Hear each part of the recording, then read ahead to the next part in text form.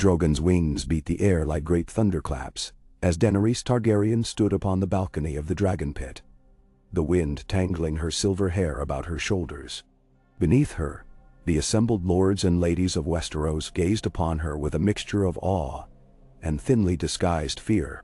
She raised her chin, meeting their cautious eyes, and for a moment the world held its breath. In that instant, she was no longer the foreign queen who had once crossed the narrow sea with only 3 blind dragons for company. She was the mother of dragons, the breaker of chains, the rightful heir to the Iron Throne. Yet in that moment, high above the sea-scented breeze of King's Landing, Daenerys' heart throbbed with a quiet ache. Khal Drogo still lived.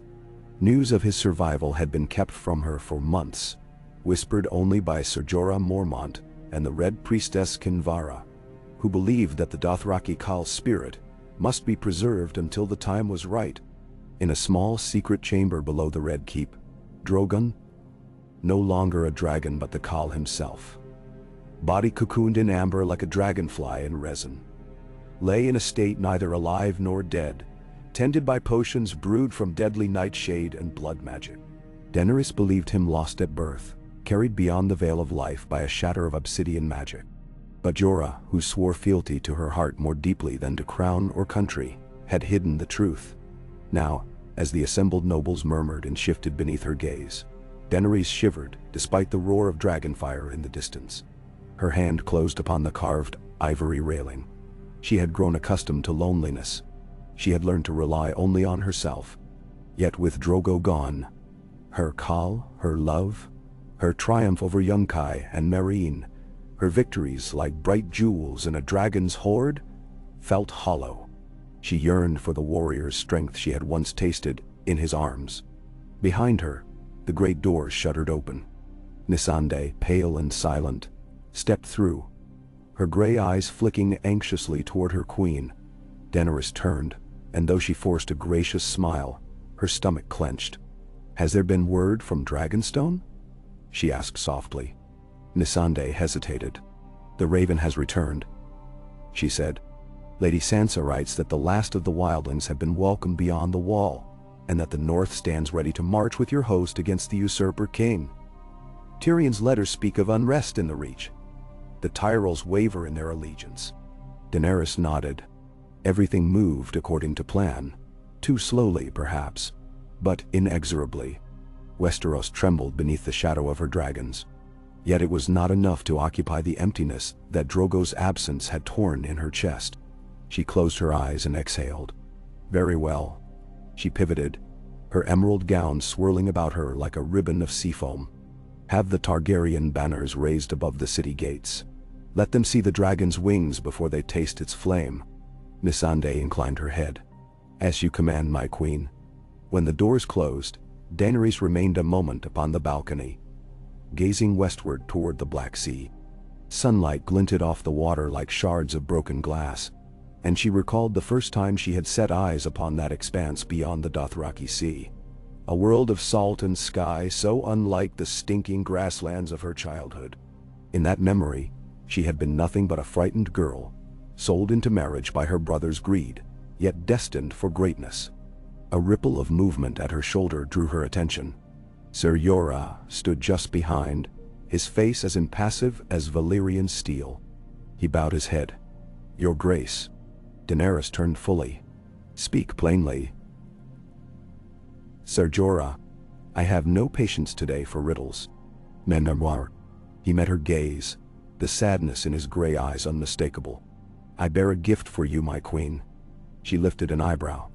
"A gift?" She scarcely dared to breathe, for her mind conjured every dark possibility. "What sort of gift?" He produced from beneath his cloak a small obsidian box, black as dragon's egg, with silver filigree curling about its edges like smoke. Daenerys' pulse thudded. "Open it," she said, her voice low. Jorah set the box upon the balcony stone parapet and eased the lid. Inside lay a single flower, pale and curious, its petals twisting as though alive. But Daenerys' eyes were drawn further, to the bottom of the box, where something small lay coiled. A dragon's horn, black and green and glimmering like poison. She blinked. "What is this?" The night flower of Ashai, Jorah intoned. A bloom born of shadow, said to hold the souls of warriors within its petals. He paused, and within its heart, the blood of Khal Drogo. Her breath caught. Blood, she whispered. Jorah nodded, his blood drawn before he was lost. Kinvara believed that if the flower drank it, if you held it close, it might guide you to him. Men. Shock roared through her like wildfire. Guide me to him. Her voice trembled. Hey, he is alive? Alive but changed, Jorah said. In the crypt of the Red Keep he waits, held between life and death by witches' arts. His body rests within a chrysalis of amber, and Kinvara prays that she may undo the spell when the time is right. Daenerys' heart thundered. Why have you kept this from me? Jorah bowed his head. Because I thought you would not bear it. You grieve him as if he were dead. Mendamasi. She recoiled, anger flaring. I have mourned him, yes, but I have not surrendered. I have not broken. His gaze was steady. And yet you have changed, my queen. You have grown distant. Your dragons, your children, sense it. They dream of fire but taste ash upon your lips. For a long moment she said nothing. The wind billowed around her, as though the gods themselves waited for her answer. At last, she reached forward, plucking the night flower from its velvet nest. Its petals shivered against her palm. She pressed it to her breast. Nothing, then a tremor, soft as a sigh coursing through her veins. Memories flooded her, the roar of the Dothraki Khalasar as it swept across the grasslands. Drogo's laughter beneath the moonlit sky, the fierce pride that had filled her when she bore his child. She gasped, and the flower's petals turned dusky, as though stained by grief.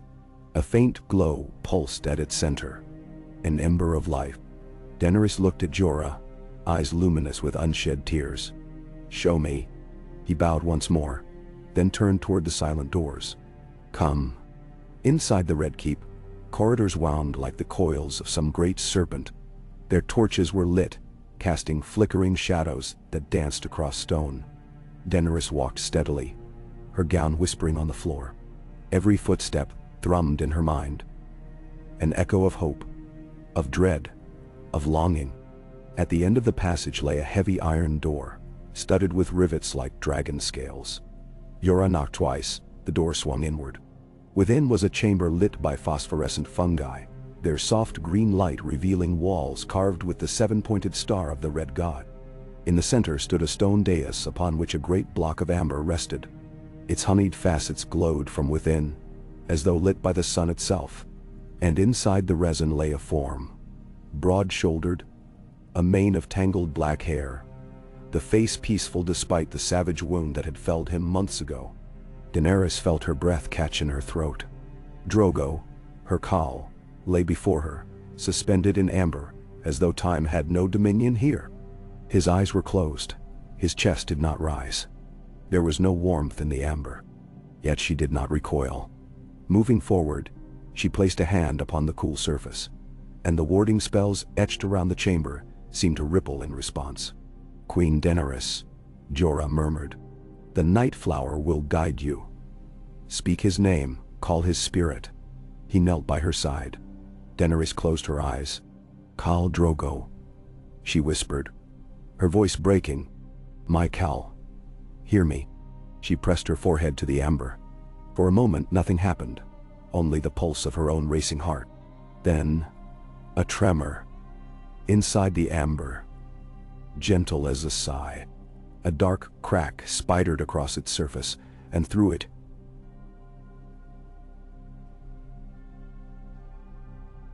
Drogo's eyes, open and molten with fire and life. She gasped, stumbling back. As the crack widened, Jorah sprang forward, placing a restraining hand on her arm. Steady, my queen. Daenerys stood, shaking, but her gaze remained locked upon that living image within stone. Drogo's lips moved. She could not hear, but she knew he spoke her name. Her tears fell, and in that instant she understood. He was hers still, bound to her by the old magic of the Dothraki, and the new magic born in the shadow of the Red God. She would not leave him. She would not conquer Westeros alone. Together, they would ride the winds of destiny, dragons and Khalasar and Queen, until the world bent to their will. Beyond the iron door, the candles flickered, and a distant rumble. Perhaps a dragon's roar echoed in the night. Daenerys Targaryen squared her shoulders. The war for the Seven Kingdoms awaited, but for the first time since the birth of the dragons, she felt whole. She looked to Ser Jorah. "Prepare the war council. At dawn we ride for Blackwater Bay." He nodded, and for a fleeting moment, hope shone in his eyes. He believed, and with Drogo to her side, she believed as well. Soon, the realms of men would kneel. But first, she would free her Khal, and nothing in all the world, even death itself, could stand in her way. Okay. Daenerys rose before dawn, the last stars fading like embers in the sky, and stood upon the deck of her flagship, the Silver Moon. A cold breeze swept over Blackwater Bay, ruffling her silver-gold hair and tangling the scarlet sigil of the three-headed dragon upon her cloak. Around her, the Iron Fleet lay at anchor, their black sails furled against the night. The sound of chains rattling and oars dipping into water drifted up from the smaller longships, where Dothraki bloodriders stood poised to act at her command. She did not speak. There was no need. A single nod to Ser Jorah and the council aboard the Dragon's Roar followed her to the quarterdeck. Tyrion Lannister, gray-eyed and lean, was already there, clutching a rolled map of King's Landing. Varys, the spider, hovered nearby, as silent as smoke. Missandei stood behind Daenerys, her calm presence a talisman against the storm of ambition that churned beneath the Queen's pulse. "Blackwater Bay," Tyrion said softly, spreading the map flat upon the rail. "The tide falls at moonrise. We must land the Khalasar before the sea regains the city walls. A foothold at the Dragon Gate could turn the walls to ash." Daenerys' green eyes swept the bay. In the dim light, the serpent towers of King's Landing loomed like watchful sentinels. She felt the weight of her destiny in that moment, to end the reign of a usurper, to free 7 kingdoms from the iron grip of fear. Yet even that ambition paled beside the promise she carried in her heart. The promise of Drogo returned. "Prepare the longships," she commanded, voice low but carrying. "Have the catapults and scorpions loaded. I want the first salvo to thunder against those walls, like the heartbeat of a dragon." Jorah bowed and turned to give orders to the veteran captains. Tyrion rolled up the map and fell into step beside Daenerys. The sea chill brushed past them, and the hush of the dawn felt sacred, as though the world itself waited for her word. "We have allies in the city," Tyrion said, glancing at her with that trademark half-smile. "When the gates fall, the ships may not be enough. Houses like Martell and Greyjoy will rise. Perhaps even the Tyrell levies, if Sansa's word holds true." "Now," she regarded him steadily, "we do not bargain with men's loyalty, dwarf. We earn it. Let them see the dragon's fire and know that mercy and justice flow from my hand alike." He inclined his head. "Wise as always, your grace." Below deck, the Dothraki warbands gathered, chanting the high song of their Khalasar Dat. The drums of leather and bone reverberated through the wood, and Daenerys felt her pulse synchronize with their rhythm. This was no longer Meereen or Astapor. This was her conquest, her reclamation of a birthright stolen by usurpers and false kings. At her side, Missandei murmured, "The night flower grows cold, my queen." Daenerys pressed her hand to the pendant at her throat. The blossom within shimmered faintly. A heartbeat of life, tethering her to Drogo's hidden form. "Soon," she whispered. "Soon I will hold him again." A horn blew across the water. Long, mournful, yet full of promise. Daenerys drew a breath and stepped to the rail. "Now," she called. From every longship along the line, sails unfurled like black wings, and oars dipped in unison. The Iron Fleet moved as one living beast, sliding through the gray water toward King's Landing. Above, Drogon circled, a shadow against pale dawn, his roar echoing off the city walls. Daenerys watched her dragon, her heart swelling with a fierce pride. She raised her arms and called to him, "Burn their gates." Drogon dove, flame erupting from his throat, bright as the hearthfire of the world. The flames licked the gate's base, weakening the iron and stone. Catapults on her ships answered, hurling pots of pitch and firebrands. Below, the great wooden gates began to smolder. As the first wall crumbled, a cheer rose from the assembled warbans, and from Daenerys herself, a cry that rang across the water, shattering fear and doubt. But beyond the walls, another reckoning awaited. For while her dragons claimed the sky and her ships dominated the bay, it was the hidden chamber beneath King's Landing where the true battle would be won. The battle for Khal Drogo's soul. The chamber lay dormant beneath the Red Keep, wards still flickering where Daenerys had torn the amber tomb in two. The phosphorescent fungi had dimmed by the light of the nightflower, now cupped in her palm and warmed by her blood. Each petal pulsed with faint life, feeding on the bond she shared with the Khal. She knelt beside the broken amber, fragments of resin scattered like frozen tears across the floor. Jorah and Kinvara flanked her, Kinvara's red robes glowing in the soft green light. "His spirit stirs," Kinvara intoned, voice thick with trance, "but he is bound by blood and shadow. Only the Queen's heart can free him." "Then do I." Daenerys closed her eyes, recalling the feel of Drogo's hand in hers, the steady beat of his heart beneath the warrior's breastplate. "I offer you my life," she whispered.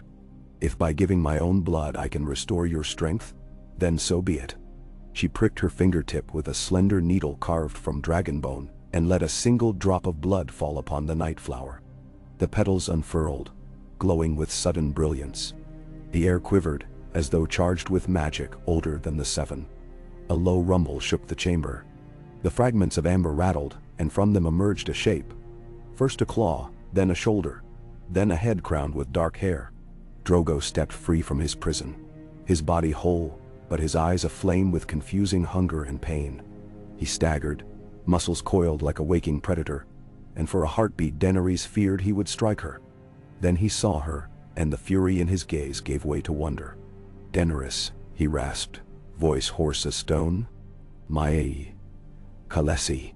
She rose, pressing her hand to his chest, feeling the thunder of his heart where before there had been only silence. "My Khal." She breathed, tears streaming down her face. Jorah and Kinvara stepped back, granting them a moment of reunion. Around them, the wards glowed and died, and the chamber fell eerily still. The Queen and her Khal stood, bound by blood and love and magic. Outside, the war for Westeros raged. But here, in the deeper darkness, a greater victory had been won. Daenerys and Drogo faced one another, the weight of all they had endured between them, and in that embrace all fear melted away. At dawn's first light, they emerged together, Queen and Khal, Dragon Rider and Khalasar, united at last. And when they stepped into the war council, the faces that beheld them saw not a broken girl or a sorceress secret, but two rulers reborn. Together, they would claim the Seven Kingdoms. Together, they would forge a new era. And together, their dragons would breathe fire until the world bent knee. The morning sun had barely crested the red and black turrets of King's Landing when Daenerys Targaryen and Khal Drogo strode into the great chamber of the War Council. Their entrance silenced the assembled lords, commanders, and emissaries. A queen, in flowing emerald silk, her silver gold hair braided with dragon scales, and beside her, Drogo the Dothraki Khal, armored in black leather boots, and bearing the arak that had once cleaved his enemies in half. Behind them, Ser Jorah and Tyrion Lannister exchanged glances that married relief and awe. The Khal was alive, and the Queen's power had never seemed more absolute. Daenerys swept her gaze across the room. At her right, the Dornish Prince Oberyn Martell knelt, eyes alight with intrigue. At her left, Lord Garland Tyrell bowed his head, reluctant but intrigued. Sir Davos Seaworth hovered near the door, fingertips tapping against the pommel of his sword. The Ironborn captains, seated upon stout barrels in a corner, shifted uneasily, uncertain how to treat the returning call of myth. Only Varys, the master of whisperers, remained perfectly still, his smile as inscrutable as smoke. She nodded once. "We march at sunset."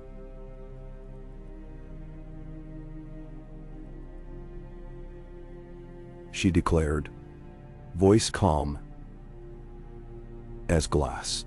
"Our target is the Red Keep. The usurper sits upon the throne, believing my dragons broken and my Khal dead. He will learn otherwise." Then a murmur rippled through the council. Tyrion rose, placing the map upon the central oaken table. "King's Landing is the spine of the realm. Crack it, and the heart will fall. But its defenses remain formidable. The walls still stand despite our dragon's fire. The Tyrell forces guard the south gate, and the city's populace, while wary, may yet be swayed by loyalty to their king." Daenerys turned her head to Drogo. His dark eyes, once wild with the savagery of the plains, now burned with purpose. He inclined his head. "We take the city by land and by sky," he said in the common tongue. His accent rough, but his command clear. "My Khalasar will breach the walls, and the dragons will fly above to shred stone. Let those who resist kneel or burn." Oberyn rose, slender spear in hand. "The reach still oscillates, but with your Khal at your side, Queen, lords will flock to your banner. I can recruit 2,000 Dornish spears by eve." From the back, Lord Glover of the North spoke. "My levies stand ready. The North has no love for the Lannisters. With your dragons and your Khal's warriors, we can surround the city by dawn." Daenerys allowed herself a small smile. "Then it is settled. Oberyn, send your ravens. Lord Glover, march your men to Blackwater Rush. Tyrion, select 5 siege towers to press against the mud gate. Prepare the chain blades and the fire shields." Tyrion bowed. "At once, your grace." As the council dissolved into the bustle of preparation, Daenerys stepped aside, Drogo following close.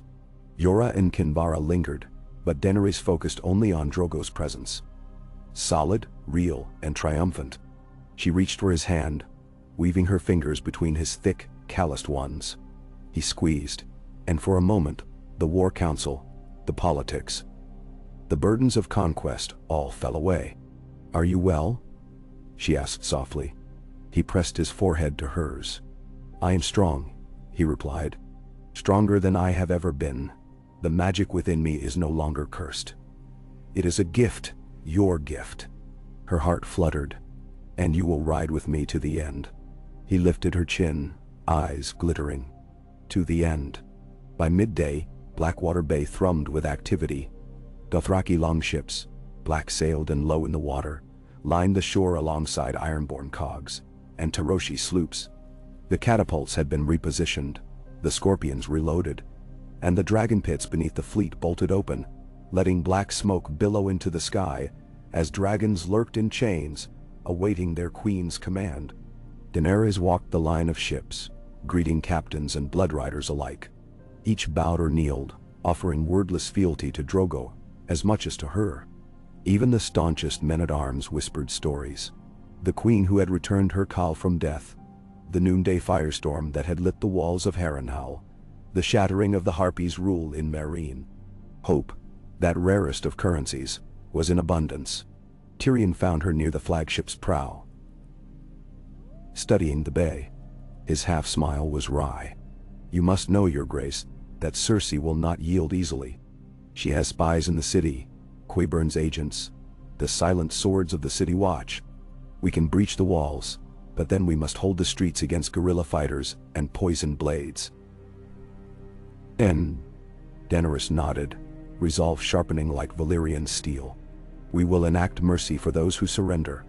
Any house that bends the knee by dawn shall be spared its bloodlines." She turned to Drogo. "Khal, let the gate crews know. No slaughter in the streets.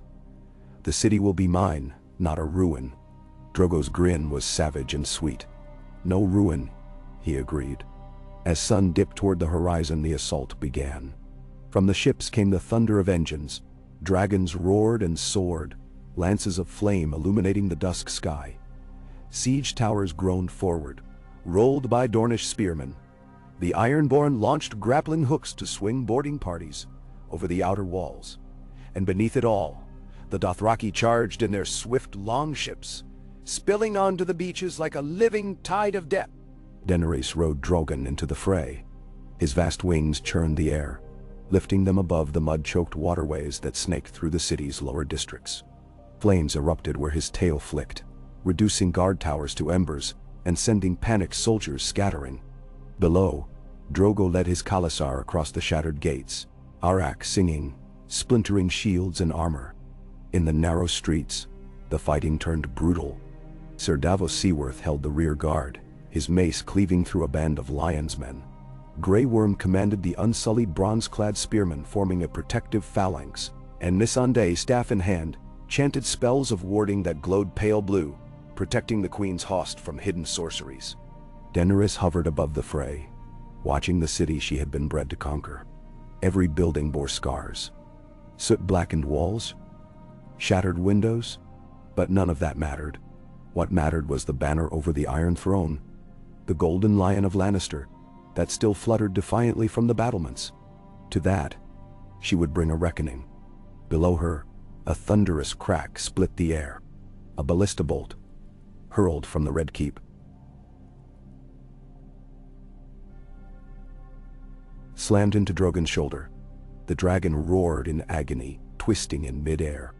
Daenerys clung to his scaled neck as he spiraled down, flames sputtering from his mouth in irregular gulps. Blood welled from the wound, spattering her gown. "Fire!" she screamed. "Burn the weapon." With a thunderous flap, Drogon regained altitude, despite his injured wing. He unleashed a gout of flame that turned the ballista to molten slag and sent the knights who manned it tumbling into the moat. Daenerys' heart hammered. The wound pained him, but he was not defeated. She leaned low, voice fierce. "This is our city. Burn the walls." Below, Drogo and Jorah advanced upon the palace gate. Dothraki warriors stormed the drawbridge, blood and ash swirling in their wake. Arak met steel. Cries of war rose as the khalasar split the Lannister defenses like wheat before the scythe. Within moments, the gate's chains were lopped through, and the massive wood and iron barrier fell inward with a deafening crash. Daenerys, seeing the breach, guided Drogon down. She landed atop the fallen gate, her cloak billowing like a banner. Behind her, Drogon roared triumphantly, the wound in his wing forgotten in the thrill of conquest. The city's defenders faltered. Even the men of the city watch hesitated. "Queen Daenerys!" shouted Sir Kevan Lannister, emerging from the rubble, white armor gleaming despite scorches. "Yield now, and you shall have mercy." Daenerys raised a hand, and the roar of her dragons answered her command. Behind Sir Kevan, a company of gold cloaks advanced. Arrows hissed from the walls. Trebuchets loosed stone boulders that rattled over the battlements. But still she stood, figure calm amid chaos, eyes locked on the looming silhouette of Cersei's throne room, dotted with red-robed Qyburns acolytes. "Mercy," she said, voice soft but unyielding. "Bring me Cersei Lannister, alive." Sir Kevan's jaw tightened. He glanced backward as a figure emerged at the top of the steps. The Mountain himself, Sir Gregor Clegane, steel at rest but menace in every measured footstep. He swaggered down, mace swinging in hand, face hidden behind the crimson helm. "You ask much, Queen," the Mountain rumbled, voice like rolling boulders. "I give none." Drogo saw his chance. He vaulted from the gate, Arak glittering like a shard of sunlight, and met the Mountain mid-stride. Their blades clashed, the sound of steel on steel echoing through the square. Ser Jorah and Grey Worm raced to support Drogo. The Unsullied formed a shield for the queen. Dothraki braves surged forward. Above, Daenerys felt a pang as she watched her khal struggle. She knew the mountain's deadly might. How many had fallen to that iron fist? She also knew that nothing could stand against the might of dragons, and she called to Drogon again. "Drogon, remember your training. Fire at their rear." The dragon obeyed. He swooped low, axes of flame washing over the battlements where more gold cloaks clustered.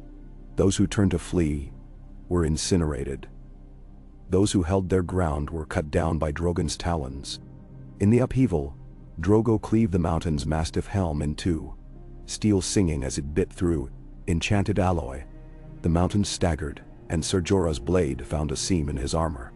With a final roar, Drogo drove the mountain back, steel clattering from Clegane's gauntleted hands.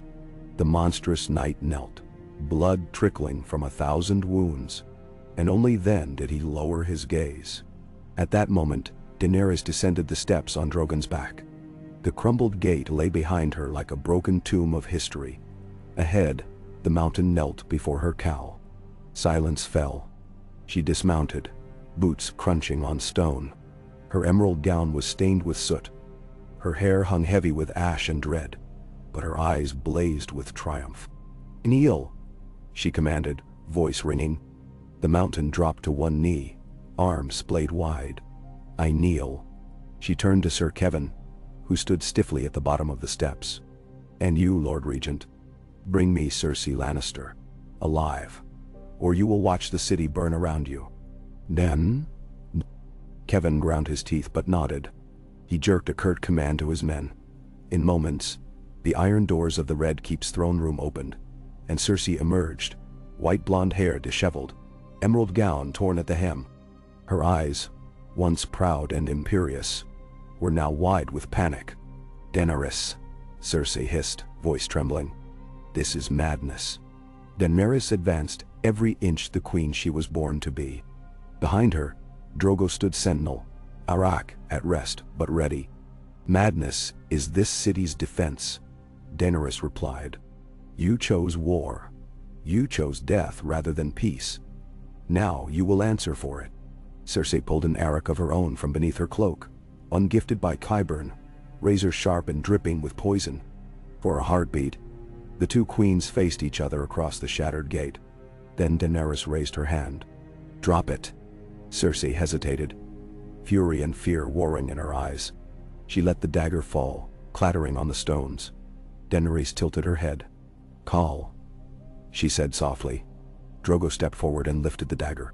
He shattered it with a single strike, sending fragments flying like sparks. Cersei gasped as the iron shards clanged away. The Queen of the Seven Kingdoms smiled in gentle triumph. "Mercy," Daenerys said again, voice carrying across the square. "You will live, if you bend the knee." Cersei's gaze flicked to the broken banners of her forebears, piled in a smoking heap. She swallowed, pride crumbling. Slowly, she sank to one knee. "I bend the knee."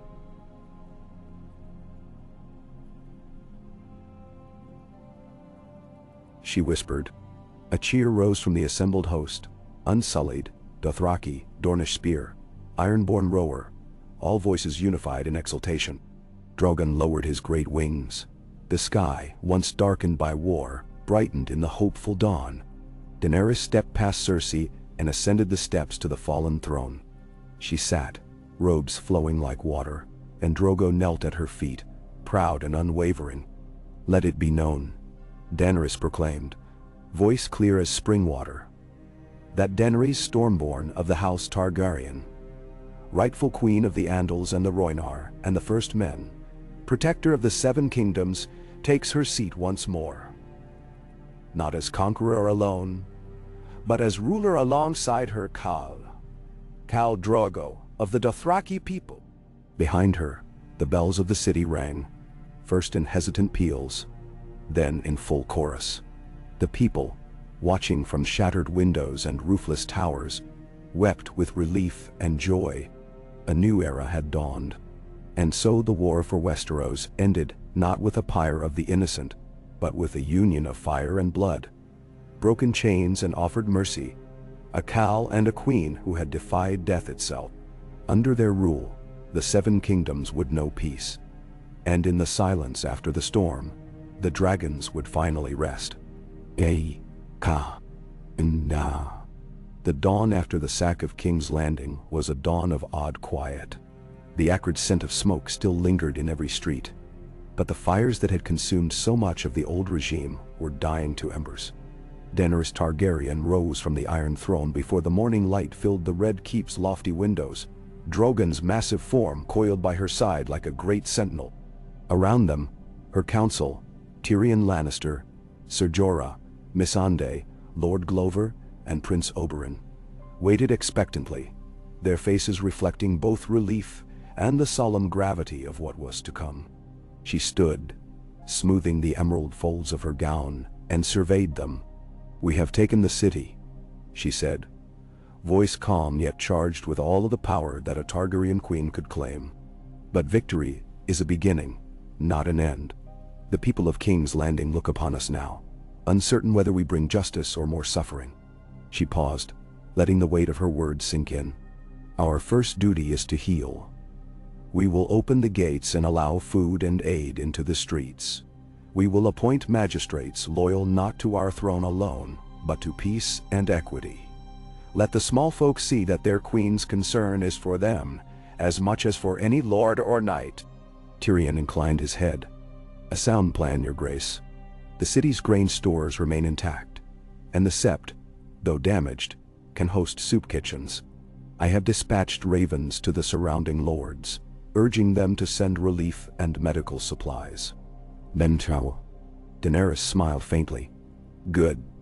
Let the Reach supply the soup kettles, and Dorne send physicians. I will host a feast here in the Sept of the Forgotten God, a place burned but unbowed, to offer free passage and assistance." She glanced at Oberyn. "Prince, can your Martels spare enough tents and linens?" "With pleasure, Your Grace," he replied, voice lilting. "Dorne's coffers will lay at your feet as soon as the city begins to breathe again." Above them, Drogon rumbled. A deep, sonorous note that rippled through stone. Daenerys knelt beside him, smoothing one talon with her fingertips. "And you, my child, shall be the symbol of our protectiveness, not our destruction. You will not scorch these streets again unless it is to defend the innocent." The dragon's eye, golden and immense, regarded her with curious intelligence, as though understanding every nuance of mercy she sought to enforce. Outside the gates, the tattered banners of House Targaryen and the Dothraki standards fluttered side by side. Soldiers and freed prisoners moved together in a hesitant peace as grain carts and supply wagons rolled in. Unsullied stood guard at crossroads, their bronze shields gleaming in the sun, while Dothraki horde riders, far from the sun-scorched grasslands of the east, found unexpected solace in handing out bread to starving children. High atop Basenya's hill, Daenerys oversaw the work, her presence a balm to those who still dared to cower behind shuttered doors. She walked among them. Small folk, craftsmen, servants freed from chains. Her voice soft when she spoke, her gaze steady. A blacksmith knelt before her, offering a forged chain broken in two, the metal scorched but unharmed. "My queen," he said, tears in his eyes, "this is all I have left of my forge. I pray you set me to work again." Daenerys placed a gentle hand on his shoulder. "Rise, Martin Lydell of King's Landing. I restore your forge and your freedom. Go and help rebuild what was lost." Around her, tears of gratitude flowed unchecked. Missandei, at her side, whispered translations to the Dothraki bloodriders, and Jorah's silent presence offered reassurance to the knights who knelt before her. That evening, as the March of Lanterns heralded her chosen feast, she returned to the Red Keep. Within the Sept of the Forgotten God, walls still blackened, but balconies draped in fresh linens, tables groaned beneath cheeses, breads, stews, fruits, and spiced wines. Commoners and soldiers gathered under the vaulted arches, sharing what warmth they could find in this house of prayer. Daenerys stood upon the dais, Drogo at her back, and surveyed the scene with quiet pride. Here, she thought, was the promise of her reign, that a queen who shed blood in battle would be the first to offer her hand in peace. But peace is not without its challenges. In the days that followed, Cersei Lannister performed her act of submission with all the solemnity of a penitent and all the cunning of a cornered lioness. She wore simple robes of white and knelt before Daenerys upon the dais in the throne room, head bowed. Outside, lords from the north and Stormlands stood in silent vigilance, assessing whether the fallen queen's penance was genuine. Daenerys regarded her with neither vindictiveness nor warmth, but with the dispassionate clarity of justice. "Cersei of House Lannister,"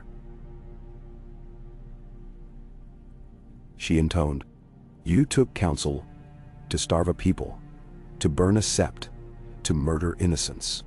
You claimed your city would never bow to Targaryen rule, yet here you kneel.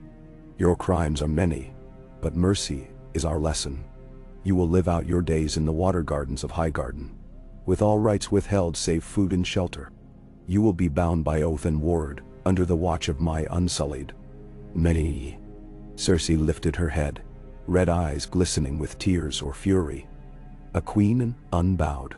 I accept your mercy," she said, voice trembling. "But know this. Mercy makes martyrs of the weak." Daenerys inclined her head. "Your words are noted. But true strength lies in mercy, not in chains of vengeance." The hush of the great hall broke into scattered applause from the nobles, some genuine, others veiled. As Cersei was escorted away by guards, Ser Jaime Lannister, his armor polished, though his sword arm was gone, caught Daenerys' eye. He bowed low. "Your mercy is more formidable than any blade. I serve you now, if you will have me." Daenerys studied him, seeing in his grief a man conflicted between duty and love. "Stand, Ser Jaime. Your oath is to the living queen now." She turned to Drogon, who lay coiled like a monument of scales. "And let it be known, those who yield may find purpose even in defeat. Yet not all were quick to yield." In the underground warrens of the city, abandoned cellars, hidden tunnels beneath the Dragon's Gate, pockets of resistance festered. Bands of Lannister loyalists and disenfranchised soldiers whispered of revolt. Spies sent by Varys discovered plots to poison supply lines and assassinate key officers. One such cell attempted to sever the aqueduct that fed the southern districts, intending to leave them parched and desperate. But Missandei's network of scouts intercepted the conspirators, and Unsullied broke the siege quietly before blood could flow. Daenerys convened her council once more. "We know unrest simmer in the bowels of the city. If we rule with mercy, we must also protect the innocent. Patrols must increase, not with swords drawn at every corner, but with open hands and open ears. We will root out traitors, but we will not punish the innocent." Tyrion nodded. "A delicate balance, but feasible. We have the City Watch reformed under new captains, and the Dothraki and Unsullied can supplement foot patrols. The Ironborn will man the walls, and the Reach Knights can serve as magistrates in the districts." Daenerys stood, the lamplight glinting in her silver-gold hair. "Then let it be done. And once the city is secure, we ride north. The Night's Watch has sent ravens speaking of creatures stirring beyond the wall. Winter whispers that another threat gathers where dragons cannot fly." A shadow passed across her face, the cares of her office pressing in, reminding her that the Iron Throne's dominion ended at the wall. Drogo sensed her unease and lowered his head, his massive neck arching so she could rest her hand upon his scales. "In time," she whispered. "First, this city, then the realm." Weeks passed. Market stalls reopened along Flea Bottom, and merchants from Lys and Moor docked their ships laden with exotic silks and spices. The sept where she had feasted became a permanent center for relief. Melee rings and tourneys sprang up in the King's Square, where small folk and knights jousted under banners of the dragon, not for glory but for community and charity. Each bout raised coin for battered families, or fed orphans whose parents had died under the old regime. Daenerys watched from the lists, her eyes shining with hope as the crowds cheered beneath a sky bright and clear, untouched by dragonfire. In private moments, she and Khal Drogo walked the ramparts at dusk. He had resumed his name in every way. His laughter returned, tempered but joyful. And she found in his arms a solace she had never dreamed could be hers again. They spoke not of war but of children and dreams, of a son or daughter who might one day ride a dragon beside a khalasar, ruling both city and grasslands in harmony. In those moments, the burdens of sovereignty faded, and she was once more Daenerys, the dreamer, nourished by love. But rule is never so simple.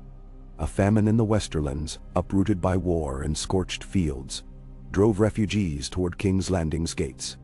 Bandits, spurred by desperation, raided caravans bound for the city, and on the horizon, distant horns of alarm sounded as Greyjoy longships. Those who refused to bend the knee raided the shores of the Stormlands. Daenerys gathered her forces at Dragon Pit. "We will not fail those who look to us for hope. Send grain to the Westerlands. Grant them the charity of the Reach and the ships of the Iron Fleet." She strode to the edge of the cratered arena. "Ace for the Ironborn who still worship salt and stone. We will welcome them into our wards, those who swear our oath, and we will teach them mercy, or break them beneath the heels of our horses." Drogo's laughter rumbled behind her. "Let them come. The khalasar rides for blood and for gold. But I will show these sea wolves the mercy of the plains only when they lie broken at my feet." Daenerys smiled, touching his arm. Together.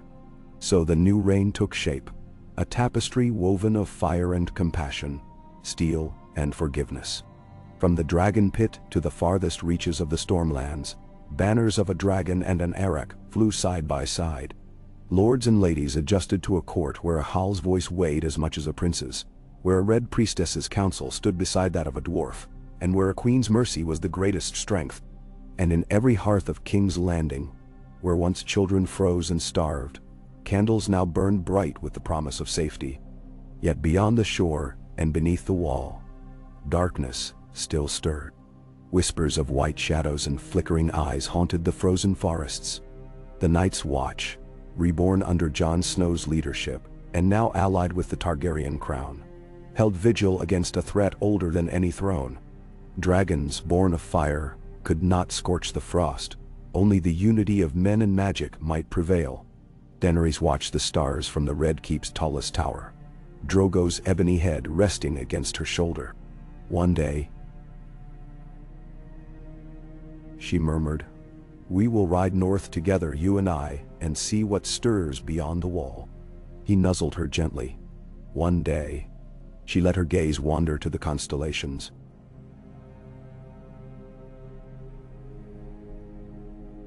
Sigils of the wolf and the stag, of the lion and the kraken, all dancing in silent testimony above a world she was remaking. In that moment, she felt the truth of her destiny, that a queen who defied death to reclaim her love could defy the very end of days, and that, perhaps, this new age would be forged not by conquest alone, but by the unyielding power of mercy, love, and the fire that sleeps within every dragon's heart. Yeah. Indeed. The dawn light filtered through the shattered arches of the Dragon Pit, illuminating the hundreds of war tents that now filled the crater's expanse.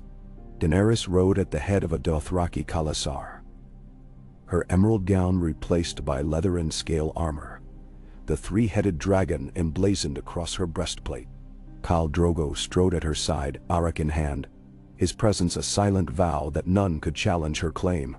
Behind them, the unsullied and Dornish spearmen formed disciplined ranks, with iron-born oarsmen drilled in pike and shield formation further back. It was an army forged of fire and blood, mercy and steel. Each warrior pledged not only to a queen, but to a vision of a united realm. They marched north along the Gold Road, every caravan they passed bearing supplies for the famine-stricken Westerlands.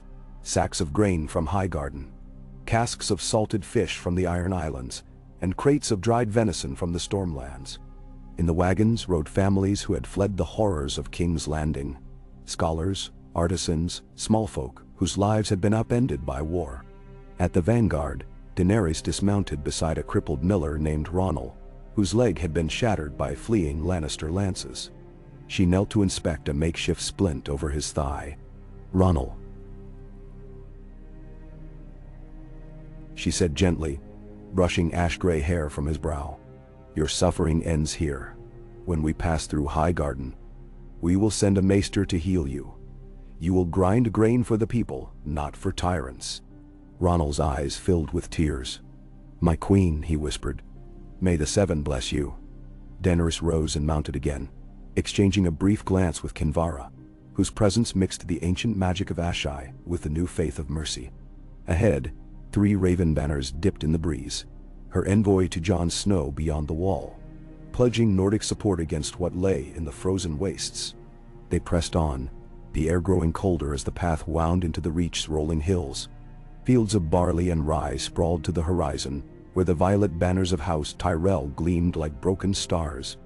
At their approach, villages opened their gates, and farmers knelt on frost-kissed ground, offering Daenerys fruits and breads newly baked.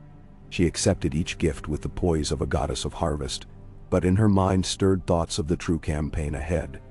The threat beyond the far north, where dragons could not fly and sword could not sever white darkness. By the fourth eve, they had reached Highgarden's walls. The ancient castle, its rose gardens frozen but still tended, opened gates of ivy-clad stone to welcome refugees, injured soldiers, and hungry families. Marguerite Tyrell, newlywed to a weary Tommen Baratheon, but acting now as regent, greeted her with an embrace that spoke of alliance as much as affection. "My queen," she murmured, "you bring hope where despair once reigned." Daenerys smiled, noting the somber lines at Marguerite's brow. "These people need more than hope. They need work and hearth, restitution and justice. I will restore your harvests, Lady Marguerite, and ensure the small folk have rights under the law." Together, they toured the granaries and infirmaries, Daenerys insisting on speaking with each steward, surgeon, and man-at-arms. She distributed coin advances to millers, paid ransoms for captured villagers, and decreed that any land held fallow by nobles would be tilled by peasants until rents could be paid in kind. Wherever she went, Khal Drogo remained her steadfast shadow, treating even low-born farmers with respect, listening to their grievances, and offering protection under his Khalasar's oath. On the 6th head-to-head day, word came that Greyjoy longships had raided a Tyrell-held cove, looting silks and enslaving fishermen. A council assembled in the High Hall. Daenerys, Drogo, Tyrion, Oberyn, and the newly arrived Jon Snow, his black cloak clasped with the winged wolf of the north. "You must act swiftly," Marguerite urged. "The Reach cannot suffer another blow." Jon inclined his head. "My brothers Reavers, branded as outlaws, seek to destabilize your rule.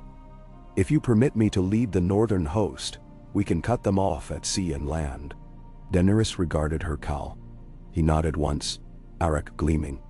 "We ride at dawn." That night, in the tented war room, Missandei and Varys sketched maps by lantern light, marking currents and hidden inlets. Tyrion priced the ransom for fishermen freed, while Jorah strategized for a bay assault. Kinvara read blood omens in spilled wine. Her voice hushed in portent. Daenerys sat at the center, the nightflower pendant glowing against her breast, her mind already 5 steps ahead. At dawn's first gray, a fleet of 20 longships, unsullied oarsmen forward, Dothraki riders aboard, and a small company of ironborn archers on the poop, pushed into mist-laden waters. Above them, Jon led 20 Northmen on reeking ponies. Behind, Oberyn's Dornish spears advanced along the shoreline. When the Reavers landed to ambush fishermen, they found themselves caught between tides and swords. Khal Drogo and his blood riders charged across damp sand. Jon Snow's steel ringed out in the clash, echoing like a funeral bell for the Ironborn. By high sun, the cove was cleared, prisoners ransomed, silks returned, and a raven dispatched to Highgarden promising northern vigilance. Daenerys knelt to comfort a sobbing fisher's widow, placing a coin purse in her hands. "Your husband's sacrifice shall not be forgotten." As they returned to Highgarden's rose-dusted gates, a final dispatch arrived from the wall. White Walkers mass beyond the fist of the first men. We need more dragon glass. And dragons. The war tent grew still. Daenerys rose, drawing stove heat from the night flower. She lifted her voice. We have healed kingdoms and liberated people. Yet the greatest darkness lies yet ahead. At Winterfell, where Jon Snow holds council with the Starks and the Free Folk, we shall strike at the dead. Then, with ice vanquished, we will return south to bind the realm in peace. A murmur of agreement passed through the captains and lords. Jon stepped forward, face solemn. The North stands with you, Daenerys of the Dragon, Queen of Meereen, Breaker of Chains, Queen of the Andals, the Rhoynar, and the First Men. But beyond the wall, none stand but we who hold fire. Then, Drogo grasped Daenerys' hand, veins rippling. Then fire we shall bring. And so, as the first snow fell, a promise of winter's bite, they turned their faces northward. Akal and his Khaleesi, dragons and warriors, bound by blood and purpose, riding toward the long night, where hope would be forged in flame against the coldest darkness. Thus, the true crucible of their reign began, and the Seven Kingdoms would tremble not merely under a queen's conquest, but under the unity of fire and ice, mercy and war, love and destiny. Inda. Daenerys awoke before dawn, the rising moon's pale light burning through her tent like a ghostly lantern. Around her, the hush of camp held its breath. The Dornish spears lay in tidy rows. The Unsullied stood sentinel at every entrance. Dothraki steeds stamped in their stalls, mist rising from their flanks into the chill air. Even the dragons, Drogon, Rhaegal, and Viserion, lingered at the mouth of the pit, their wings half unfurled, restless.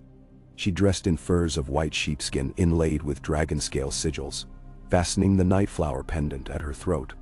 At her side, Khal Drogo emerged, cloak of wolf pelt slung over his broad shoulders, Eric's haft gleaming in the low light. He offered a nod, fierce and tender, and Daenerys stepped from the flap of the tent onto the trampled snow. Behind them, Jon Snow moved quietly, clad in black leather and gray wool. His cloak, clasped with the dire wolf of Winterfell, brushed the ground as he approached. The scouts returned late last night, he said, voice low and urgent. Not far beyond the fist of the first men they found dragonglass caches frozen in ice, enough to arm 1,000 men, perhaps more. But the White Walkers move in numbers we have never faced. Men? Daenerys placed a hand upon his arm. Then we gather our strength here at Winterfell. I will send ravens south to call for every forged blade of dragonglass, and you will speak to Samwell Tarly. I hear he studies in Old Town. If a pattern exists to their return, he may know how to stop them. He inclined his head. I will ride to the Citadel by dawn. I have 3 nights to reach Old Town before the snow closes the roads. Drogo grunted approval. The North remembers. We will hold the lines until you return. Then? They crossed the courtyard of Winterfell under torches and lanterns, finding Sansa Stark awaiting them upon the ramparts. Snow had begun to gather on the rampart stones, dulling their carved faces, and behind her lay a host of Stark bannermen, Karstark, Mormont, and Serwyn, their banners dark against the snowfall. My queen, Sansa greeted, voice steady though her cheeks were pinched with cold. The Rickon's ravagers have taken the Saltwood Road, cutting off supplies from the south.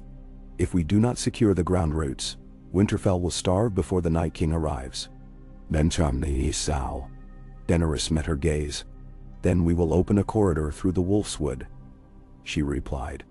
The Dothraki can ride those tracks like wolves, and the Unsullied will fortify the passes. We will not starve, we will fight. Sansa's eyes flickered with relief and newfound respect. And my sisters, Lady Lyanna and Lady Catelyn. They will bring the Vale's forces when the roads clear. We must also prepare the women and children for evacuation past the Bay of Seals, in case the wall falls. Wall. Jon stepped forward. The iron-borne longships from Pike can carry them to the arbor once the ice holds. I will arrange it. In the Great Hall, Tables were set with steaming bowls of porridge and beef broth, bread still warm from the ovens. Daenerys sat beside Jon and Sansa beneath tapestries of dire wolves and dragons, an image never before seen in the north, and listened as her captains argued strategy.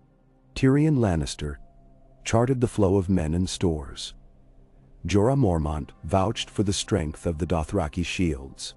Missandei spoke of kinship between wildling clans and the Queen, hoping to call them free folk allies. And Varys reminded all that the realm's stability depended upon victory here. When the council broke, Daenerys found herself alone with Jon in the Godswood. Snow whispered through the weirwood leaves, and the face carved in white bark gazed down as witness to their pledges. He reached for her hand. "I will bring the dragon glass," he promised. "And when I return, we ride beyond the wall together. Your dragons, my brothers, and the Knights of the Vale." She laid her forehead against his. "I will wait. My dragons will be your wings, and your wolves my shield. Together, we will drive the dead back into shadow." That night, under a sky of strange dancing lights, green and violet and gold, the first horn of the Night's Watch sounded out from the wall. Daenerys rode to the gate, eyes bright with resolve, and called to Drogon. With a thunder of wings, the dragon rose, turning its great head northward. Rhaegal and Viserion followed. Below, the gathered armies steadied their lances. Dothraki blood riders leaning on spear hafts, unsullied standing at shoulder height against the snowdrifts. Stark banners wrapped around pikes, Dornish and Reach spears lining the flanks. Even the ironborn rowers came ashore, trading oars for axes. At Daenerys' signal, a cry that rang like beating steel, the host moved northward.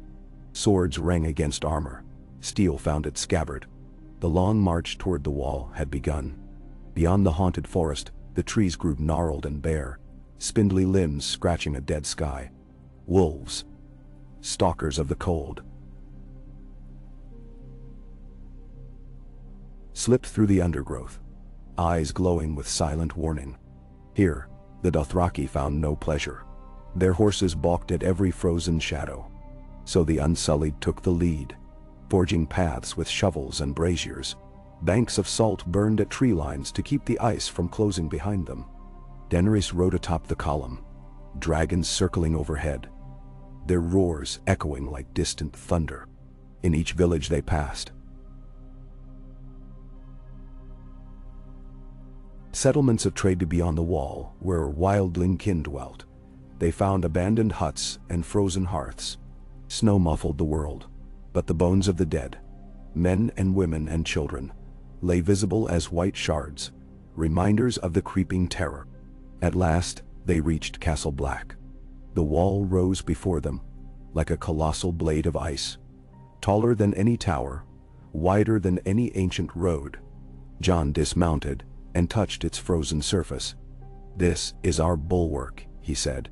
"But the dead do not heed stone. We will need more than the wall to hold them." Daenerys stepped forward, cloak swirling. "Dragonglass and dragons,"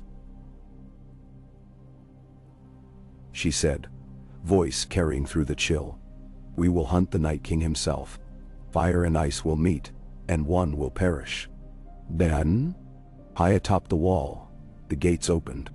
Maesters, brothers of the Night's Watch, and cave dwellers of the Children of the Forest, their eyes milky and ancient, greeted the arriving host. Dragonglass caches, unearthed and stacked, gleamed like obsidian flames.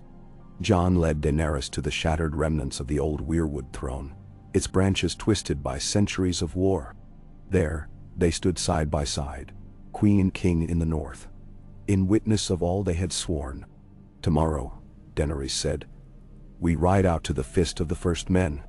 We draw the dead into the open, where dragons can scorch them, and Valyrian steel can pierce them." She drew a deep breath of the cold, biting air. "And when the Night King falls, the realm will know true unity, fire and ice merged, a bond forged in blood and honor." Jon nodded. "And when we have peace, we will rebuild. Winterfell and King's Landing, Dorne and the Iron Islands, all will stand together under one crown, one ruler honored by all. Daenerys smiled, her breath misting. Then let us begin. As dawn's first light spilled over the frozen ramparts, the combined army, men of every creed and clime, marched southward from Castle Black. Dragons arced above like living comets, their scales reflecting pale sun. Beneath them, Daenerys led the charge on Drogon's back, flames drifting in smoke-laced winds. At her side rode Jon, sword forged of dragon glass glinting, his cloak whipped by the gale. The fields of ice stretched before them, an ocean of white, broken only by the black Stormcrow banners of the Night's Watch and the crimson dragon standards. And as the first living foes, shambling corpses with eyes like hot coals, lurched toward the formation, fire met ice in a clash that shook the world to its core. The battle had begun. Kandi. Ow. Daenerys' lungs burned with cold as she plunged into the field of ice and death. Beneath her, Drogon's wings beat a furious gale, stirring snow into swirling eddies that obscured shrouded corpses and the blackened shards of dragonglass stakes. Around them, the wall of shields formed by unsullied spears held firm, while Dothraki riders wheeled like ghostly hounds, arcs flashing in the pale dawnlight. Jon rode at her side on Rhaegal, his dragonglass blade humming as he parried the thrusting lances of skeletal wights. Ahead, the fist of the first men, an ancient rocky knoll blackened by battles, older than memory, rose like a sentinel above the frozen plain. Upon its crest, the Night King's host advanced in silent columns, their blue eyes burning with unearthly hunger. At the very center marched the Night King himself, antlers of ice crowned upon his brow, dragging behind him banners fashioned from the bones of the fallen. Daenerys raised her voice over the roar of wind and flame. Burn their ranks, scatter the dead. With a roar that rattled the sky, Drogon swept down, unleashing torrents of fire that turned living ice to plumes of steam. Behind his scorching breath, the Unsullied surged forward, spears dipped in dragonglass shattering the brittle bones of wights. The Dothraki followed, their horses trampling hapless corpses beneath hooves, steel arcs cutting through limbs as though through smoke. But the Night King's frozen cavalry crashed the flank, mounts of ice crashing from the shadows. Daenerys twisted in the saddle, pointing Drogon's head toward them. Flames roared once more, immolating horse and rider, yet for every foe that fell 3 more rose from the snow. It was as if the ground itself birthed more of the undead. Jon spurred Rhaegal toward the rocky knoll, cutting through lesser wights to reach the Night King's footmen. "For the living," he cried, raising Longclaw high. His blade glowed where dragonglass caught the sun. A skeletal knight lunged, and their steels rang together in a cry of sparks. Above, Daenerys witnessed the rising tide of ice that threatened to overwhelm her champions. She drew upon every ounce of her power. Now Jon, together. At her signal, the 2 dragons coalesced in midair above the fist. Drogon unleashed a pillar of flame at the cliff's base, weakening the stone until it cracked. Rhaegal, following her lead, spat a second blast that battered the shattered flank of the Night King's column. The earth trembled as rocks broke loose and cascaded downward, crushing soldiers both dead and alive. Seizing the moment, the Unsullied advanced in phalanx, their bronze shields forming an impenetrable wall. The mountain of bone and steel before them buckled, and with one mighty push, they drove backward, carving a swath of open ground. On that charred plain, men and beasts rallied. But still, the Night King stood atop the knoll, arms raised. A wave of his gauntleted hand sent ice shards flying like javelins. They struck horses down and pierced ranks, sending Unsullied and Dothraki alike to the frozen ground. Daenerys' heart clenched. Her khalasar faltered. Jon's battle cry echoed weak against the moan of ice. She spurred Drogon upward and dove toward the Night King. "For the realm," she screamed. Their collision rocked the sky. Drogon's fire clashed with the Night King's frost. Flames hissed and froze in midair, creating ghostly columns where steam rose in frozen spires. Below, the battle hushed. Dragons against death. Daenerys leaned forward, pressing her palm against the scales at Drogon's neck, feeling his fear and courage entwine. "Burn him," she urged. Drogon reared, mouth aglow, and poured a torrent of flame upon the Night King. White fire met blue in a storm of light. The Night King stood unflinching, his armor unscathed, his eyes fixed on Daenerys alone. Jon's shout broke her trance. He fought his way to the base of the knoll, blade raised. "Daenerys," he cried. "Now." Daenerys gestured sharply, and Rhaegal dove, severing the Night King's path of retreat. The two dragons now boxed him in. Flame to the left, fire to the right.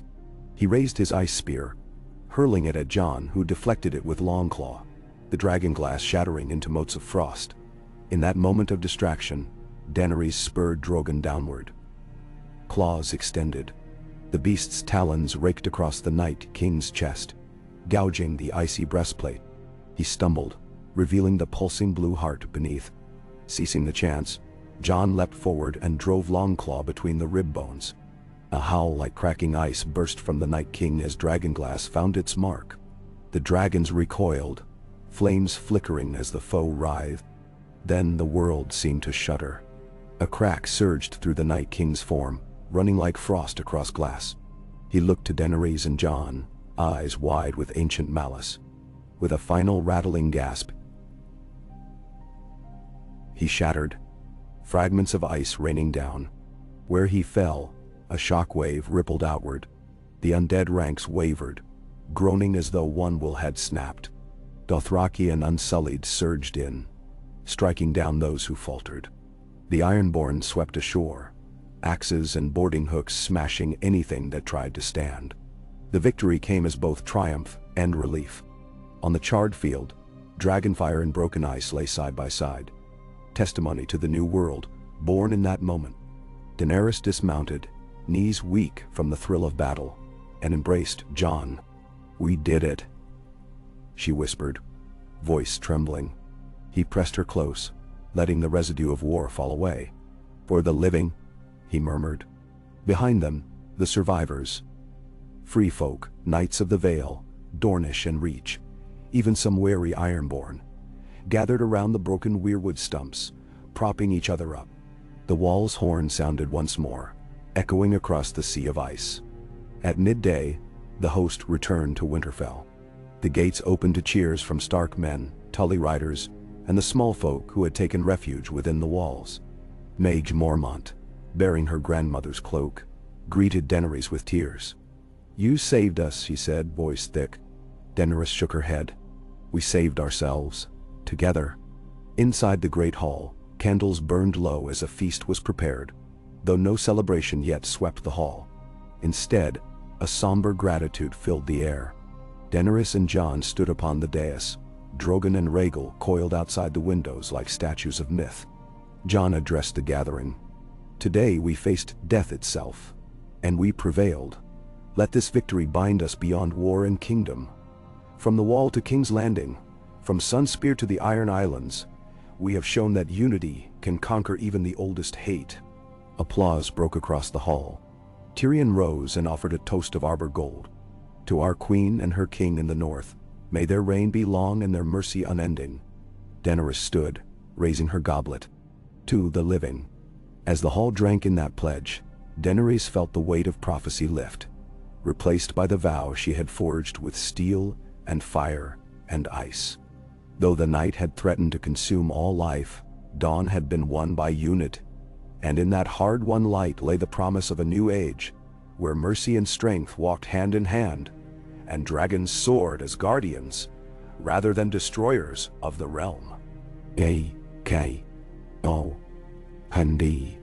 Dawn's pale light crept across the ramparts of Winterfell, glinting off fresh snow and the wrought iron stakes of the dragon pit below. In the courtyard, the sounds of rebuilding filled the air. Hammer on iron, saw on timber, the murmur of voices as blacksmiths forged new weapons, and carpenters set to repairing walls ripped open by wights. Daenerys Targaryen stood at the head of the workmen, her fur-lined cloak thrown back to reveal armor etched with dragon wings, the nightflower pendant still shining against her breastplate. Khal Drogo stood at her side, silent as a mountain, but his eyes were alive with purpose. "Sir Jorah," she called, turning to the knight who knelt before her with a sharpened whetstone in hand. "When will the dragonglass spears arrive from the citadel?" He rose, wiping sweat and soot from his brow. "Within 3 days, your grace. Maester Cole will oversee their distribution among the castles on the Wolfswood Road. The scouts have already marked suitable ambush points for any White Walker patrols." Daenerys nodded. "Good. We cannot rely on dragons alone to hold this place. The men of the north must feel secure, even if they know the cold may yet rise again." Then so. Below them, the newest recruits, young northerners and freed wildlings, stepped through the practice yard, learning shield wall formations under the stern gaze of Grey Worm. Their training, which had begun as a gesture of unity, now carried urgency. If Winterfell ever fell, the entire realm would shatter like glass. A horn sounded from the eastern gate. Daenerys and Drogo exchanged a glance and moved toward the sound. Splashing through icy puddles were melting snow pool. There, a small party of riders dismounted. Lords Wool of the Fist, Reed of Greywater Watch, and a lone figure in black furs. As they approached, recognition dawned in Daenerys' eyes. Bran!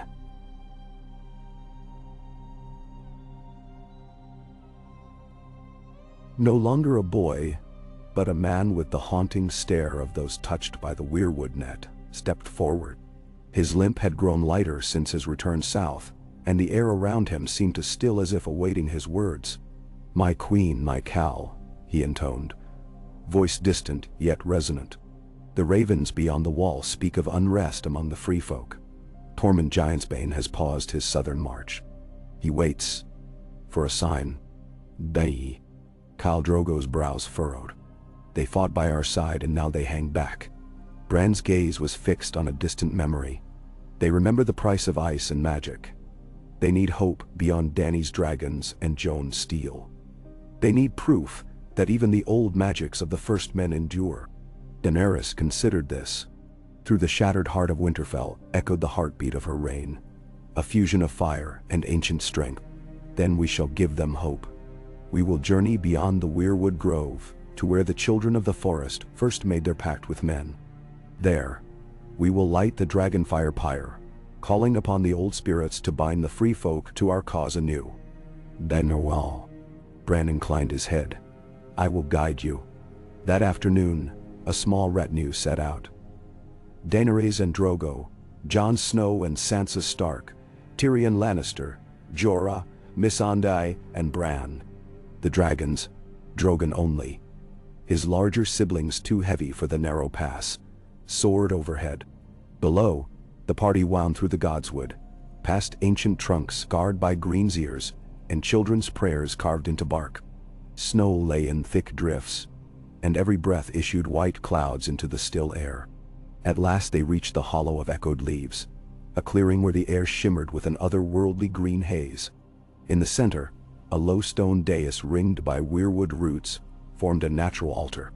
Here, the children had first taught the first men runes of protection, and here the pact had been sworn. Daenerys dismounted and stood before the altar. The others gathered behind her in a circle. Bran approached, placing a hand on the weirwood's trunk. "The old magic still hums," he said, voice layered with the chorus of weirwood whispers. "But it has grown silent under man's iron and fire. You must rekindle it." Daenerys drew a dagger of dragonglass from her belt and handed it to Jon. "Together," she said.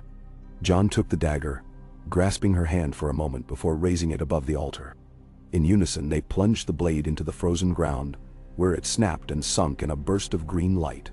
A wind stirred through the clearing, and snow swirled in figures, faces of children and first men, their forms translucent but urgent. A low hum filled the air, at once mournful and hopeful. Daenerys felt it in her bones, the pact reborn. From the haze emerged Tormund Giantsbane, eyes bright, as he and a contingent of wildling warriors stepped into the clearing. "Our bond is sealed," he declared, voice booming. "The old magic chooses you, Queen of Dragons." A cheer rose from the Stark men and Targaryen guard alike. Even the dragons above responded, a thunderous beating of wings as Drogon circled the grove. That evening, as the retinue returned to Winterfell under lantern light, Daenerys reflected on how tenuous alliances could be, how easily hope could flicker and die. Yet here, beneath ancient trees and newborn oaths, she had struck a chord that resonated beyond steel and flame. The free folk would stand, the northerners would stand, and with dragons at her back, the realm's unity would hold, provided she nurtured it with mercy, wisdom, and the old magic that even death itself could not silence. In the war room that night, maps sprawled across tables, marking every castle that had bent the knee and every pass yet unfortified. Tyrion, Missandei, and Sansa plotted grain routes to the north and dragonglass stockpiles to the wall. Jorah detailed patrols. Jon outlined training schedules for new recruits. Drogo leaned on his Eric, silent but commanding. Daenerys stepped to the window, looking out at the silent silhouette of Winterfell. Once a fortress besieged by flame and ice, now a citadel of hope. She thought of her daughter Elia, woken now in Meereen, and taught the first words of the common tongue, of the faces she had freed from chains, of the promise she had made to the forgotten small folk of the world. She turned to her council. The war for the living is won, but peace must be built day by day. Tomorrow we ride to Last Hearth to bolster the Mormont garrison. Then, we send ravens to every corner of Westeros, calling summits of lords and small folk alike. They must see Winterfell's light and know that unity, not fear, will guide us forward. Then, as candles guttered and maps glowed by torchlight, Daenerys allowed herself a moment's peace. Outside, the wind rattled the shutters, carrying the promise of deeper snows. Yet inside, the fires burned bright, in hearths, in hearts, and in the sentient bond between queen and Hal, ice and fire, man and dragon. And so, under the watchful eyes of weirwoods and the protective wings of dragons, the foundations of a new realm took shape. One built not on conquest alone, but on the unbreakable threads of old magic, shared sacrifice, and the courage to weave disparate lives into a single tapestry of hope. At dawn, Daenerys rose before the camp stirred, the first pale light glinting off the frost-crusted banners of Winterfell's gates. Clad in layered fur and scale, she met Khal Drogo on the ramparts, where the Dothraki Khalasar and northern spearmen stood side by side, their breath misting in the cold air. Today they would ride for Last Hearth, to secure the holdfast of House Mormont and cement the North's defenses against any lingering threats beyond the wall. Below, the courtyard hummed with activity. Wildling traders arranging wares, smiths fitting new dragonglass arrows to shafts and children, refugees of the south, peering wide-eyed at the dragon's forms carved into the stone walls. Jon Snow joined them, cloaked in heavy black wool, Longclaw at his hip. He nodded to Daenerys. The Mormont men patrol the Wolfswood Road, but they lack numbers for a full strike if the Free Folk, or worse, slip through. Your Khalasar's speed and firepower will turn any ambush into a rout. Daenerys smiled as she looked to Drogo, whose stern gaze softened in anticipation. Then let us ride swiftly, catch the wolves before they close around the hearth. A horn sounded, and the column set off. First the unsullied in tight ranks, then Dornish spearmen who had chosen exile with true rulers, followed by northern knights on heavy destriers. Dothraki riders flanked the line, their arcs glinting like stars in the morning sun. Daenerys, astride Drogon, led the winged vanguard. Behind her, Jon soared above on Rhaegal, while Sansa Stark watched from the walls, the banner of the direwolf fluttering beside the three-headed dragon. The journey through the Wolfswood carried them past ancient oaks and frozen streams, the hush broken by hoofbeats and the creak of armor. At midday, they crest a snowy ridge to behold Last Hearth's gray stone towers, rising against a backdrop of fir-clad hills. Smoke curled from chimneys, and at the base of the wall, Mormont archers stood ready. As they approached, Lord Mage Mormont, clad in bearskin cloak, rallied her people. Her daughter, Lyra Mormont, no older than 10 but fierce as any warrior, stood at her side. Sword drawn, My queen, my Cal, Lyra called, racing forward. She leapt from her mount to Daenerys' side, bowing with fierce pride. We have kept the old roads, but ours are thin. We stood fast against White's last moon, though our arrows ran low. Daenerys dismounted, bending to Lyra's height. You and your mother have done honor to your name. Today you will stand at my side, and tomorrow, Last Hearth will serve as a beacon of joint strength. She looked up to Drogo. Raise the Khalasar's tents within the outer bailey. Let the North's banners cover the inner ward. We fight as one. Nendao. As the Mormont men cheered, Drogo issued a harsh command in his throaty tongue.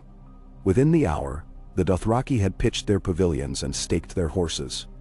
The Unsullied drilled beside Mormont spearmen, and in the yard, craftsmen set to work fortifying the timber palisade with dragonglass-infused mortars. That evening, around a communal fire in the Great Hall, Daenerys sat between Jon and Sansa as Jorah Mormont. Ser Jorah's distant cousin offered roasted venison and dark ale. The flickering torchlight danced on weirwood masks lining the walls, a reminder of the North's ancient faith. Sansa, Daenerys said, raising her goblet, the Vale's ravens await word. We can summon Lord Royce and his knights to reinforce Mormont lands before the next thaw. Sansa nodded, pale brow furrowed. And the Riverlands will send crossings to bridge our supply lines. But we must also send grain and meat to the hill tribes. They've yet to decide if our cause aligns with theirs. Jon spoke quietly. I will ride with Theon Greyjoy to Pike after the Riverlords' meeting. But his Ironborn may yet answer a just call, and they know these coasts better than any. Then the trow. Daenerys' gaze drifted to the hearth. Then let it be so. Our strength lies in joining old rivalries into new alliances. Winter's End will find us not fractured, but unbreakable. Night found them in council once more. Tyrion unfurled a map of the north, marking Mormont's holdings and the points of potential incursion from beyond the wall. Kinvara sat in quiet trance, hands clasped in prayer to the Red God, while Bran Stark meditated nearby, eyes closed, attuned to shifting currents of magic. Beyond the fist, Bran said at last, the Night King's remnants languish. But worse stirs in the far west, creatures born of frost and blood that even he would not command. We must send ravens to Dragonstone. Daeron Targaryen needs time to muster ships for coastal patrol. Daenerys closed her eyes and considered. Though her heart longed for rest, duty called like a horn blast. Then at first light, our ravens fly east and west. We split our forces. Jon and the Starks will pursue peace with the hill tribes and Riverlands. I will return south to Dragonstone to guard the sea and ready my navy. The north and the sea will stand as guardians until winter's hold is broken. They. Drogo's voice rumbled agreement. By candlelight, they hammered out orders. Raven messages scrawled with seals, muster rolls pinned to the walls, and patrol schedules etched in charcoal across stone. When dawn arrived, Last Hearth's banners would bear a legend of unity. A bear and a dragon clasping spears, a reminder that ice and fire need not clash to conquer the dark. Before rest, Daenerys sought solitude atop the highest tower. The wind howled around the ramparts as she looked north where stars shone cold and distant.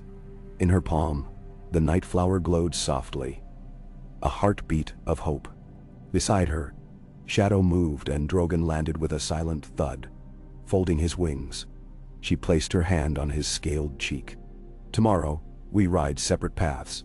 But in every gale and every flame, we are bound, you and I. So that when winter truly breaks, we will meet again at King's Landing. And the realm shall know a peace born of fire, ice, and the bond of love. Da. Drogon's great eye blinked once, deep and knowing, and Daenerys felt the promise of new dawn in the beat of his wing. Under those stars, she raised her face to the sky, resolute. War may have forged her path, but mercy, unity, and the old magics would define her reign, and through them, the seven kingdoms would endure. A.K. A. Daenerys awoke before dawn, the sky outside her chamber window already pale with winter's reluctant light. The hush of Winterfell was profound, only the distant scrape of a sentry's boot on flagstone. The low snort of a dragon roused from slumber, and the tremor of her own heart, steady with purpose. Today she would leave Last Hearth for Dragonstone, bearing tidings of unity to the Sea Lords, and preparing the fleet that would guard the coasts when the snows thawed.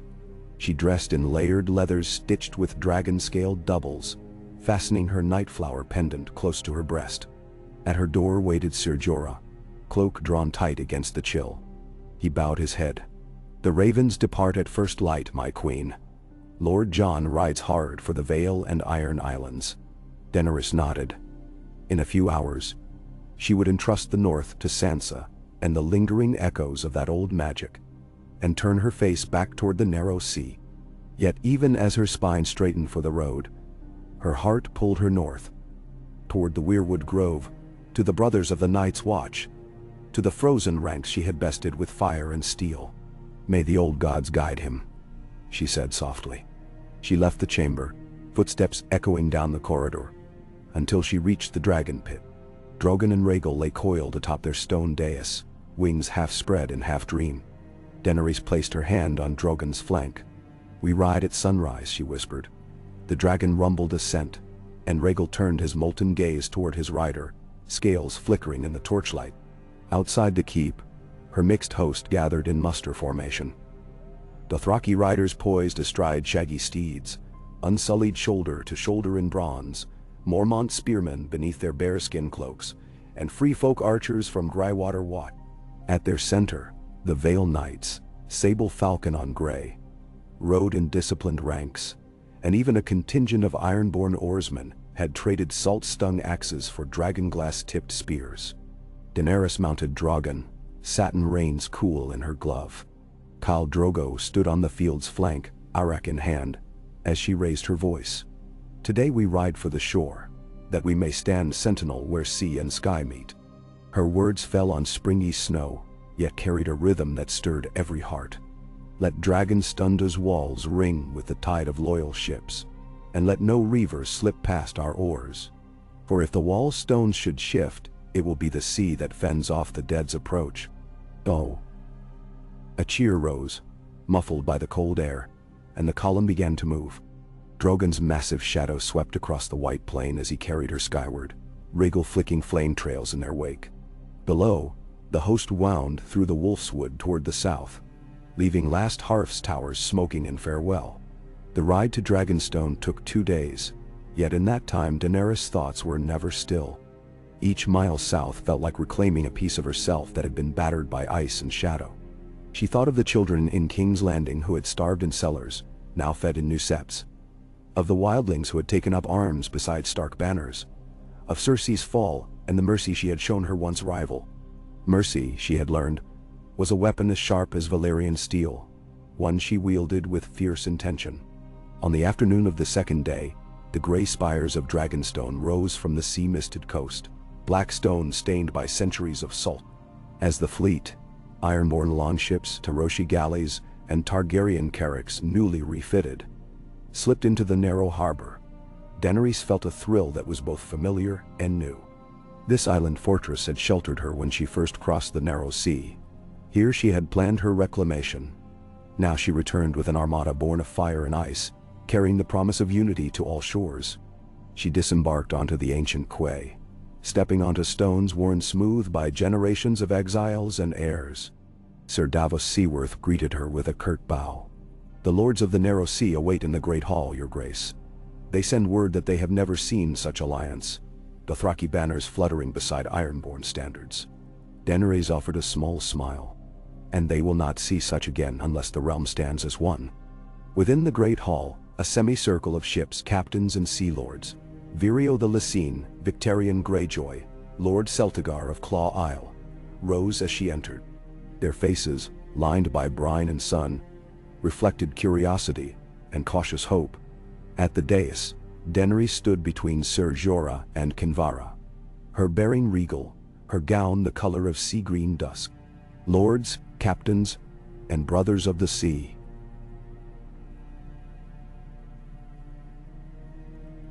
she began, voice clear as the tide under a new moon.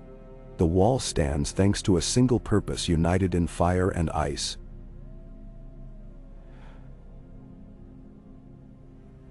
Should that purpose dissolve, the dead will spill across these coasts as they would over stone battlements. I ask your ships and your oars, not for conquest, but for defense.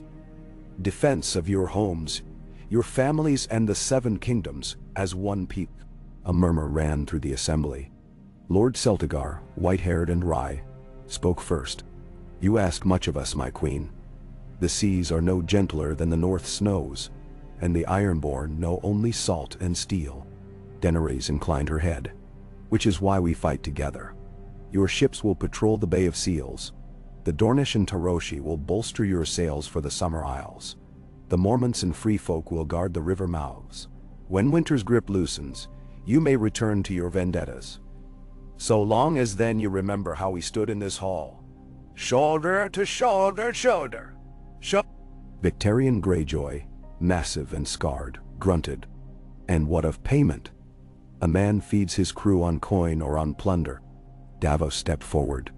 Payment will be the privilege of safe harbors, the grant of new trade routes to the Reach, and the knowledge that, should the dead rise again, this fleet will bring them to their knees. Kinvara added, voice low and resonant. And the red gods shall guide us. He who rises against the living shall find no haven in flame or water. The Sea Lords exchanged looks. Silence fell. Then Virio smiled thinly. Queen Daenerys, I choose the tide that does not betray. My ships are yours. One by one, captains knelt, hands laid on oars and masterings. By sunset, Dragonstone's harbor boasted a chartered armada destined to guard every inlet and shore. That night, Daenerys stood on the battlements, looking out at the phosphorescent waves lapping Dragonstone's cliffs. Dragons prowled overhead, wings blotting the stars. Beside her, Kinvara clutched her red robes. The work begins, Daenerys murmured. We will issue ravens to the Crownlands, the Stormlands, the Reach and Dorne. The Vale, the Iron Islands, the North. All must hear of this pact. Kinvara nodded. And I will ride with the fleet at dawn, that I may light the pyres of charred ships where pirates dared to prey. The red god's flame will burn even on water. In the distance, a horn sounded from the harbor.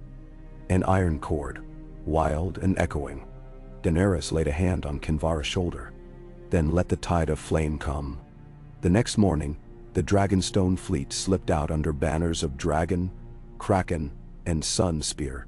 Kinvara's torchboat led the way, a beacon held aloft amid salted spray.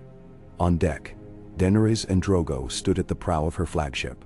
Watching as the Ironborn longships swung in flanking columns, Dornish galleys rode in disciplined ranks, and Taroshi trading vessels flew the dragon standard. Below the waves, war galleys of the Reach carried siege engineers, ready to hammer at any fortress that harbored corsairs or dark magic. When they neared the pirates' teeth, razor rocks once used by raiders, the torchboat's 9 pyres were lit. Flame caught the prow of each raider galley anchored there. Wood crackled, mast ropes smoldered, and the sea blazed with reflected red. Men and women who had turned ship into predation watched from decks chained to their oars, faces bleached by smoke and fear. Daenerys raised her voice over the roar of fire. Let this be your warning. Should you prey on the living again, your bones will seed the sea. And in the glare of that conflagration, the pirate galleys burned, torn free from anchors by the tide, and sent to drift upon dying fires. Bright warnings borne on the wind. Word of the Dragonstone Armada's vigil spread swiftly. Ravens flew south with charred oarlocks as proof. Merchants halted at ports to tell of dragons at sea. Children ran wild with tales of torch ships that burned like moons upon the water. Soon lords who once squabbled over tolls and fees bent their knee to Daenerys' cause, granting safe passage and provisions. By the time winter began to recede, the first thaw loosening ice upon rivers, the coasts were sealed.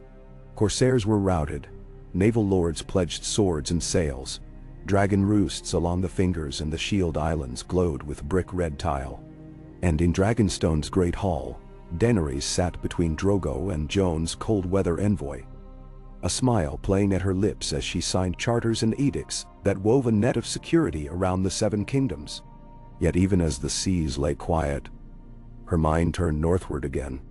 The wall had held, But the gnawing knowledge remained that the dead had only been delayed, not undone. Beyond the Bay of Seals, she would soon turn her dragons skyward, toward the distant spur of ice where history's oldest enemy lurked. But first, she would cement the bonds she had forged in flesh and fire, sea and shore, ensuring that when the final battle came, no corner of the realm would stand alone. As the last candle guttered in the Dragonstone Hall, Daenerys closed her eyes, allowing herself a moment of hope born from all she had built. Mercy granted in King's Landing, alliances struck in the Wolfswood, old magic revived beneath Weirwoods, and now the unbroken line of dragon flame guarding every shore. She thought of the dawn yet to come, the day she would ride north again with dragons roaring overhead, a cowl and a queen among armies of ice and snow. In that moment, she felt the shape of destiny tighten around her like a cloak. Winter would break, the dead would fall, and fire and ice would dance until the dawn of a new age. And when that dawn came, she would stand upon the wall itself, dragons coiled at her heels, and proclaim to all the world that the Targaryen reign was not one of conquest alone, but of unity, mercy, and the unquenchable fire in every living heart. Thus, in the ancient seat of her house, Daenerys sealed the second arc of her journey, and prepared for the triumphant return northward, where final reckonings and ultimate hope awaited. Kai. Bendi. Daenerys rose before first light, lantern in hand, and made her way to the parapet overlooking Dragonstone's harbor. The sea lay gray and churning beneath low clouds, the fleet drawn up in ordered lines like steel teeth at rest. Oarsmen huddled in cloaks along the galley's benches. Ironborn sentries paced the decks of longships. Dornish and Taroshi marines checked armor and spears in readiness. Even the dragons, Drogon and Rhaegal, circled overhead, their silhouettes cleaving the dawn sky as awful sentinels. She did not wake Khal Drogo, preferring to let him sleep. Instead, she summoned Ser Jorah and Tyrion to the rampart walk. "Today," she said, "we sail northward. Not merely to reinforce Castle Black, but to establish a chain of watchtowers along the Bay of Ice and the Shivering Sea." Her voice rose on the salt, damp wind. "Pirates have long plundered these coasts. White Walker scouts have tested our defenses. We will build lighthouses and signal beacons every 100 leagues, manned by Ironborn crews pledged to our cause. Dragons will fly patrols beyond the wall in rotation with the Night's Watch, and our ravens will carry word of any gathering threat." Intel. Tyrion unrolled a narrow chart of the northern seaboard. "There are natural harbors enough to support 8 lighthouses, Your Grace. If we station 1 Karak at each, plus a small garrison of Dornish crossbowmen and Dothraki sentries, we can deny landing points for corsairs or Iceborn whites. The cost in men will be high, but the safety gained will be priceless." "Bow." Ser Jorah bowed. "My queen, I will organize the crews and superintend construction. No shore shall be left unguarded." A horn sounded below, and Daenerys nodded. "Then let us to the harbor. At high tide, we sail." By midday, the fleet slipped its moorings. Daenerys stood at Drogon's throat as he carried her above the main flagship, Queen's Vigil, watching the Knights of the Vale stand firm on deck, their blue and gray banners snapping. Below, the Ironborn columns, each longship crewed by men and women sworn to her, rowed with measured strokes, forging a crescent across the choppy bay. The Dothraki escort rode on smaller longboats alongside, arex sheathed but fingers curled upon hilts. As the coast curved westward, the first rocky promontory came into view. The Bitter Teeth, where soggy hillocks and salt-blown grasses marked the ancient graves of millennia's fights. There, the Queen's Vigil dropped anchor in Daenerys, cloaked in a fur-lined cape, stepped ashore onto wind-blasted stone. Ser Jorah had already marked out the foundation of the first beacon. A tall spire of black dragonstone rock, mortared with dragonglass-laced cement. Dornish engineers stooped over crowbars and hammers. Ironborn carpenters balanced on planks, fitting burnt oak beams. Daenerys watched as Missandei took down orders, and Varys slipped among the laborers, offering coin and ale to bolster morale. Khal Drogo approached on foot, arak in one hand, the other brushing her shoulder. "The sea will know fear now," he said in High Valyrian, voice a low rumble. She smiled, squeezing his hand. "Our people will know security." Drogon landed beside them with a spray of seaweed and salt water. Daenerys slipped a hand along his flank. "You'll guard the skies here," she told him. "Fly every dawn and dusk, then return to the nest." The dragon bellowed once and unfurled his wings, lifting into the overcast heavens. Over the next fortnight, the fleet laid anchor at each chosen promontory. The Icefang Caves, Crake's Head, the ruined keep, all the way to the mouth of the Bay of Whales. At each site, dragons roosted upon rocky vantage points, while crews erected stone towers crowned by blazing brazier pits. Ravens released with blue and white vials tied to their legs soared back to Dragonstone. Messages from watch captains reporting completion and requesting more supplies. Meanwhile, on board the Vigil, Daenerys summoned her captains each eve. By lantern light, they strategized patrol rotations, supply convoys, and the relay of information to Castle Black's new maester. Jon Snow's Raven spoke of dragonglass forging at Winterfell, and the training of small folk under Stannis' old banner, their solidarity growing like a winter rose blooming through ice. One dusk, as she conferred with Tyrion near the chart table, a lookout's horn rang. From the crow's nest came news of ships splitting from the main column, sails dark and soulless. Smoke curled from their hulls. Signs of raiders, or worse. "I will ride with the northern escort," Jon offered, stepping forward. Daenerys nodded. "Acquire their signal codes. If they answer our hail, we may spare blood. If not, dragonglass and Dothraki steel will suffice." They launched into action. Dragonglass-tipped harpoons flung from Scorpion ballistae, Dothraki boarding parties swinging aboard, ironborn grappling hooks lashing to rails. Under Drogon's low flight, they cut through the raiders like a blade through silk. Those who yielded were offered terms, oath and service or exile on the broken shore. By nightfall, every stray vessel was conscripted or sunk, and the fleet's unity proved absolute. At the Blackstone Harbor, the last tower on their chart, they held a summit atop the newly lit beacon. Daenerys stood surrounded by her captains. Jon and Sansa via Raven Links.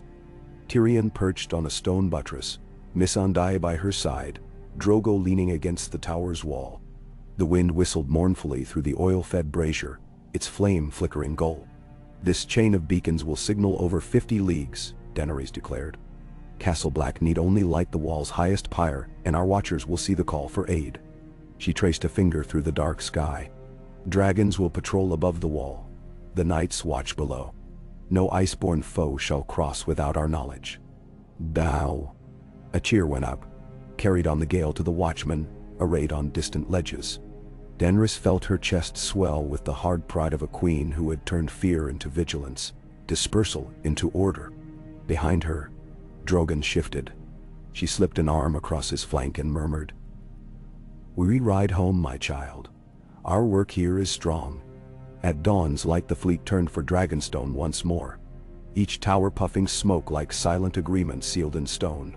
As they passed each beacon, the brazier flame glowed in farewell, a string of embers lighting the path home. Back at Dragonstone, winter's gray veil began to lift.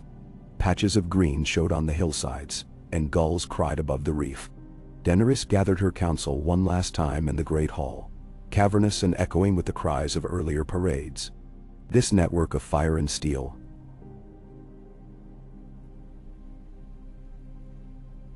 she said, gesturing to a great mural painted along the wall, depicting all 8 beacons blazing in sequence, "will stand through storms and snow.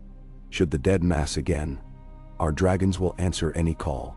Should men rebel, they will face not a single isle, but all 7 kingdoms united."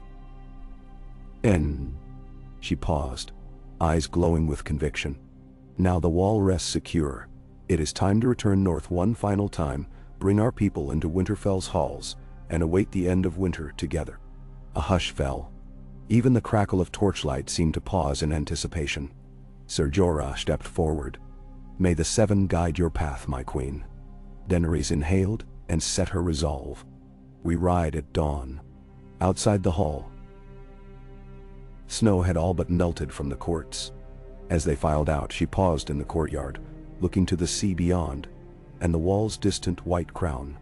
Her Hal appeared beside her, silent but present. "Together," she said softly. He merely nodded, and they walked toward the harbor, where the Queen's vigil waited to carry them back north, toward the final reckoning, and the dawning of a realm forged in fire, sealed with ice, and tempered by mercy. Now. Daenerys rose with the sun. The eastern sky seeped in lavender, and rose as the Queen's vigil slipped its moorings, and bore her and her Khal eastward toward the wall. The sea was calm, the water a slate-gray mirror beneath Drogon's dark shadow, as he and Rhaegal circled overhead. On deck, the captains of the dragon fleet, Ironborn, Dornish, Taroshi, and Reach, stood at ease beside the Dornish crossbowmen and Dothraki guards who had sworn their oaths in blood and fire.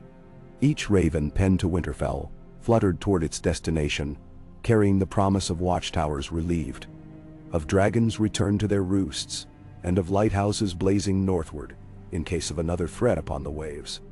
2 days later, the wall rose before them like a realm of ice and impossibility. Castle Black's gates yawned open at Drogon's roar, and the watchmen fell silent, awe and relief mingling on their frost-bitten faces. Snow lay 3 feet deep atop the ramparts, but the travelers disembarked as if on spring grass. Daenerys in her fur-lined breastplate, Khal Drogo in wolfskin and leather, Tyrion and Ser Jorah riding the rearguard, Jon Snow striding forward to meet them beneath the long shadow of the wall's colossal height. In the courtyard, Sansa Stark stood clad in northern furs, her auburn hair braided with weirwood leaves to honor the old magic that had bound the free folk anew. Around her, the half of the Night's Watch still sworn, those who had survived the fight and the cold, waited with the Stark levies and a detachment of Unsullied. Even a company of wildlings, their faces marked by winter's hardship, held spears and shields beside the Northerners, a testament to the pact forged in the Godswood. Daenerys dismounted and strode forward. "The wall stands," she declared, voice echoing against ancient ice, its defenses bolstered by dragonfire and watchtowers lit by your beacons. But its true strength comes from unity, north and south, ice and fire, small folk and noble born. Today we ride beyond these gates not as conquerors, but as guardians." Cheers erupted, drowning the distant moan of the wind. She pressed a gauntleted hand to Drogon's flank. "We go now where few dare tread, to see that the dead have vanished from the lands they haunted." At Jon's side, she mounted Rhaegal, and together they led the column through the Black Gate and into the haunted forest. Pines bowed beneath heavy snow, every branch hung with icicles like crystal daggers. The air crackled with magic, old spells laid by greenseers, warding against the cold, and yet even these had frayed at the edges. Hunters' ghosts, whites half frozen, lurked just beyond arrow range, a reminder that vigilance could never cease. Their goal was the fist of the first men, a jagged rock outcropping where the final assault had sealed the Night King's fate. There, the earth had trembled beneath dragonfire, and the bones of the fallen still lay frozen in the furrows of battle. As they approached, a shriek split the wind, a winged shape wheeling behind the trees. Missandei, riding beside Tyrion, pointed. Viserion, the third dragon, long thought lost, hovered above, reclaimed by magic and kinship, tamed at last by Daenerys' will. Tears sprang to Sansa's eyes. "He lives." Daenerys smiled, urging Drogon and Rhaegal to descend until all 3 dragons formed a ring of steel and scale. Viserion landed with a gust of wind that sent snow swirling like a blizzard.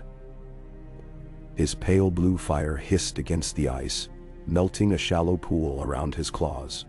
In that ring, at the heart of the ancient battlefield, the 3 dragons rumbled together.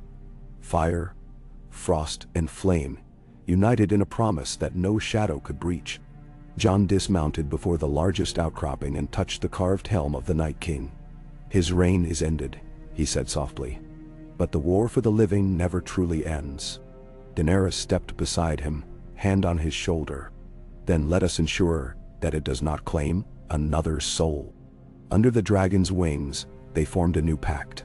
The Watchmen to maintain the wall, Stark and Targaryen heirs to set aside rivalry, the Unsullied and Dothraki to train new recruits, the Wildlings to keep to agreed lands beyond the forest's edge. They marked the ground with runes of protection, red and green and black, inscribed by the three-pronged staff of the Red Priestess Kinvara, blessed by the old magic that Bran had awakened and sanctified by the new faith of the Seven. When the rites concluded, they turned southward once more, but this time not to war. Their journey took them through Winterfell's gates, where the lords of the north, Karstark, Glover, Manderly, knelt to Daenerys and Jon in unison. The great hall rang with applause as the two monarchs entered. Dragons perched atop the wall's northern towers, visible even from the courtyard. In the days that followed, Winterfell became the crucible of a new realm. A great feast was held beneath the weirwood trees, the banners of Targaryen and Stark flown together atop the courtyard walls. Samwell Tarly returned from Old Town with ravens blackened by soot. Scrolls of ancient lore and letters from Archmaester Marwyn, pledging the Citadel's support in forging dragonglass weapons. Trade caravans from the Vale and the Riverlands arrived to fill the castle's stores, while the Brotherhood without banners offered oath-sworn service to the new queen. In council, Daenerys sat among her captains. Jon at her right hand, Sansa across from her, Tyrion and Ser Davos to her left, Missandei and Kinvara at her side, with Bran silent and watchful in the corner, eyes closed against the storm of memories he carried. They mapped roads and edicts. Free trade across the neck, fallow fields returned to peasant tillers, garrisons at every fortress, sown with Targaryen and Stark men alike, and the creation of a new order of knights, sworn to defend the realm. Dragon-scale armor, sigilled with three-headed dragons above wolves. Rumors spread of a child born to Daenerys, a girl with silver hair and violet eyes, born under the weirwood's branches, destined to unite fire and ice in the generations to come. In the crypts below Winterfell, the bones of ancient kings lay at rest as the living raised their own banners above. In the Godswood, a new weirwood rind took root alongside the old, its white leaves a testament to unity reborn. And when winter finally broke, when the thaw ran through rivers, and the first green shoots pushed through melting snow, the realm stood whole. Daenerys and Jon rode together at the head of a procession toward King's Landing, their dragons at wing, the banners of the Seven Kingdoms trailing behind, and the cheers of thousands rising as one. In the steps of the Red Keep, Daenerys ascended the stairs beside June. She paused at the top, hand tight on her husband's, and looked over a realm healed by mercy and forged by fire and ice. There, before the Iron Throne, the seat at last empty of tyranny,